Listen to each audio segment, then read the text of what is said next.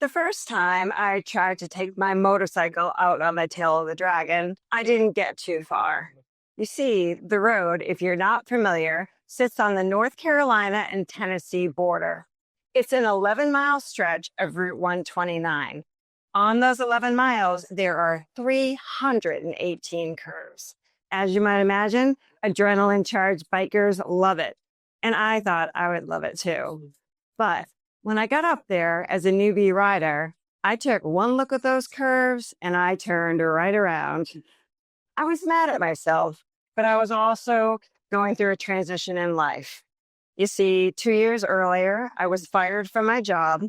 I lost Matt, my life partner, unexpectedly just 8 months later, as I was trying to get my new business off the ground. I was 52 years old and I had no idea which way was up. I've been thrown curveballs my whole life. My father passed when I was 3. My firstborn was diagnosed with type 1 diabetes at just 16 months old, and my divorce was pretty difficult. I've gone through those situations with grit and determination. But somehow, when I got to that winding mountain pass, I knew the strongest thing I could do was not to force myself forward. It was to give myself a break for now. Once I made that decision, I started to feel something new. It was a resilience, but not the type I was used to, not the hardened one, the here we go again type, but a soft one. It's the type of servant leadership that I saw in so many others and was seeing for the first time for myself. A type of leadership that requires strength and softness, courage and humility. By the time I got to the tail of the dragon, I had been in the learning and development space for 5 years. I'd helped innumerable companies improve their culture, and in doing so, their retention and bottom line. But I also noticed a problem. Gen X and Boomer bosses who grew up learning to be autocratic and left their employees depleted. And by leaving their employees depleted, they left valuable skills on the table.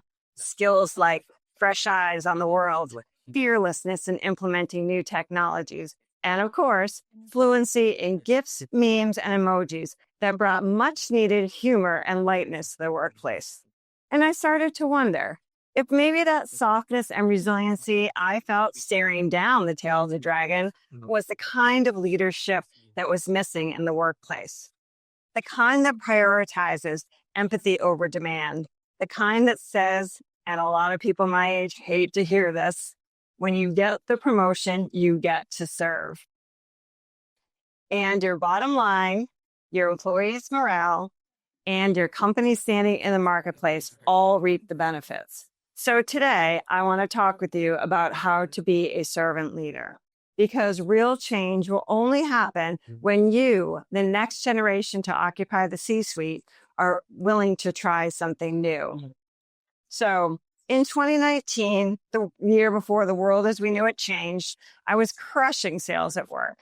I had finished the year selling 750,000 of the 1 million we did that year. But 5 days before Christmas, instead of celebrating, I got fired. My boss wanted me to buy the business. I didn't like the price he was asking. He didn't like that answer. At first, I was devastated, but then I did what I always do. I took a bad situation to motivate myself. The following Monday, I decided to start my own company. I called clients and gave them the choice to move with me. Gratefully, 80% said yes. Since then, I've developed a company that's in 7 figures and is in high growth mode. I bet a lot of you can relate to a moment in your life that pushed you to take a leap of faith, to trust yourself. Now, I want you to imagine something. I want you to imagine taking that same level of trust and belief you had in yourself that you can beat the odds no matter what and applied it to someone else, your employees.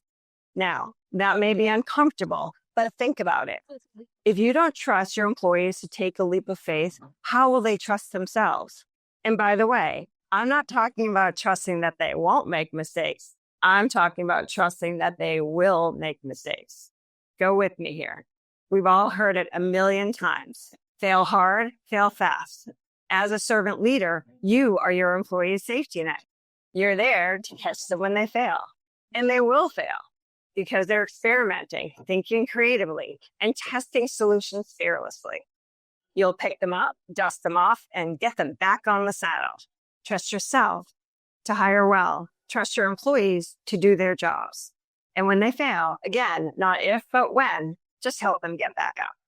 I'll be willing to bet that you'll be happily surprised with the results. Something else I've noticed lately is that the people we call influencers, the people who are in the spotlight, are the ones ignoring the world around them to take selfies. But I want to propose something different. I want to offer that the real influencers, the people with real power, are the ones behind the scenes. Consider this. Twice a year, my Rotary Club offers a repair cafe. People from their community bring us their broken household items, and we fix them for free. We also offer a program called Launchbox, which helps kids aging out of the foster care system obtain the household items they need to set up their first home. Or consider the venture capitalist who came to my community this year to invest in small local businesses. He asked me to come and speak to a group of entrepreneurs about my experience scaling my business. This type of work, the behind-the-scenes giving, is the opposite of posting a selfie that will get 10,000 likes and then be immediately forgotten. And to me, it's among the most gratifying. It's the other side of leadership. And it requires a quality that's in short supply these days and is one of the most valuable things a servant leader can bring to the table: humility. Leading with humility means not needing to be in the spotlight, not needing the constant dopamine hits to assure yourself that you're making a difference. It requires the quiet confidence to shepherd growth by harnessing the strength of your employees and letting their work shine. Leading with humility gives you an opportunity to learn and grow. It gives you a chance to share your gifts, to give back. And trust me, it fills your cup in ways that a successful product launch never can. Now, after Matt passed, I was lost. I wanted to give up, to just quit. He was my confidant. He was my partner in crime, my best friend, and my person. But I soon realized that my friends were never going to let that happen. I am so lucky to have 3 close groups of friends from a few walks of life: my work colleagues, my Rotary community, and my nearest and dearest 12 women who call ourselves the Babs. Each of these groups was here for me in a heartbeat, bringing food, tissues, a hug, or a hand to hold. But these groups didn't happen by accident. Over the years, I worked hard to develop and cultivate my ties to the people around me.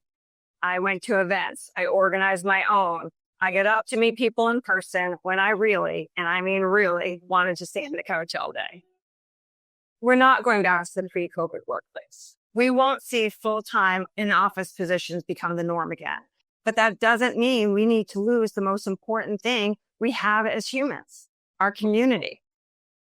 The most recent Gallup indicator states that 52% of American employees have a hybrid work arrangement, and 27% of those are fully remote.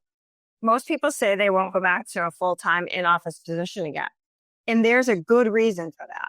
Hybrid work has really given people the opportunity to have a work-life balance.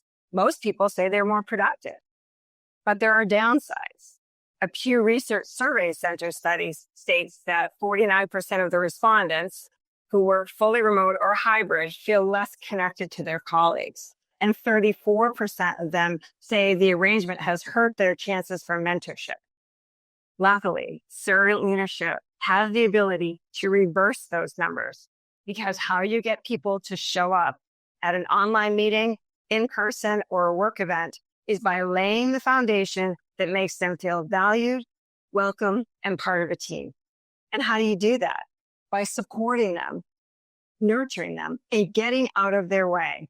In other words, you create community by being the servant leader that you are. Now, finally, 2 years later, I went back to the tail of the dragon.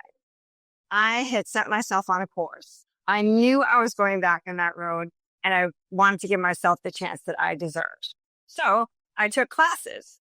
Well, I actually didn't just take classes. I learned to ride on a racetrack and I got better. So by the time I got back on that road with John, my amazing new husband, I was ready. And by then, as I whipped around those corners with nothing on my mind except that machine beneath me and the wind at my back, I had learned a few things, like how to keep moving at a high rate of speed, even when life tries to throw me off course, how to rely on myself and the people around me, even when I have no idea what's coming around the corner.